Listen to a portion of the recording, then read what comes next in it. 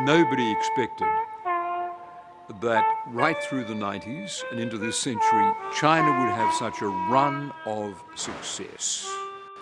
Well, China basically defies many of these predictions that if you don't reform your political system, then you will collapse.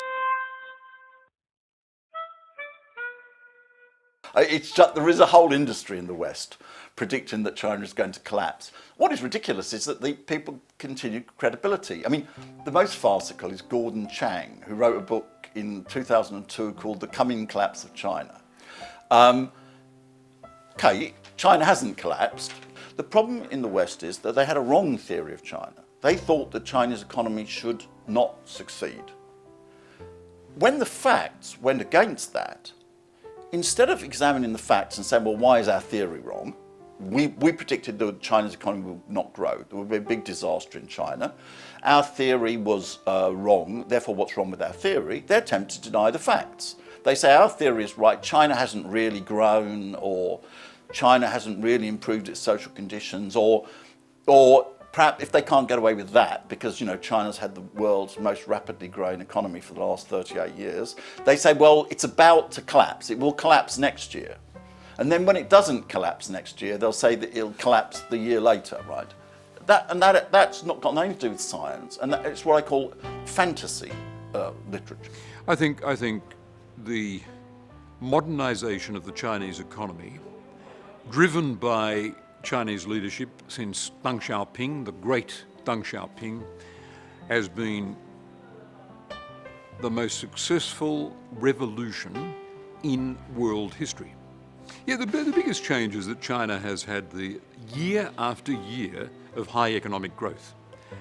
Back when I was watching the emergence of Deng Xiaoping and his reforms, nobody expected that right through the 90s and into this century, China would have such a run of success. No one expected that. No hard landing, no economic collapse,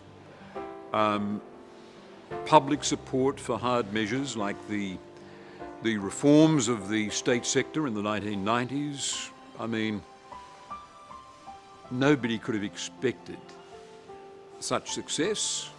And when I hear people, especially Americans, say it's all going to come to an end, China will fall into stagnation, I say, you've been saying that for 20 years and it hasn't happened.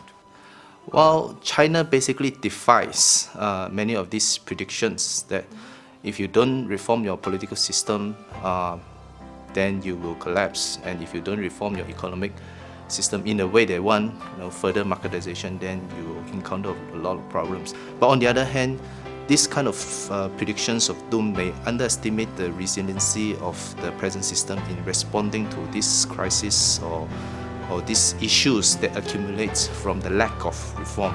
Eventually, generally, they are able to deal with some part of these issues, some of them completely gone. And then later, of course, other new issues come out, they are also able to respond. Having said that, the China's model is unique in that sense that it is able to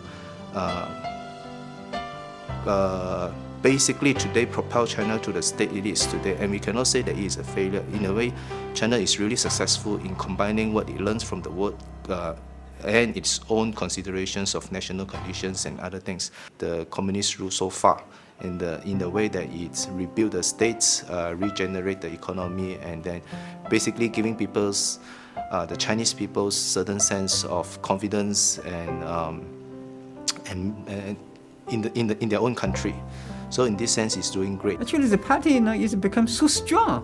So that's why, I tell scholars, if you look to understand China, you have to look at those facts first.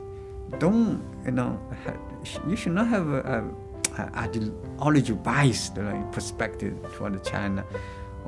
What Deng Xiaoping mentioned, 实事求是, right? This you have to take choice from facts, right? So you have to look into facts first, then you can have a judgment.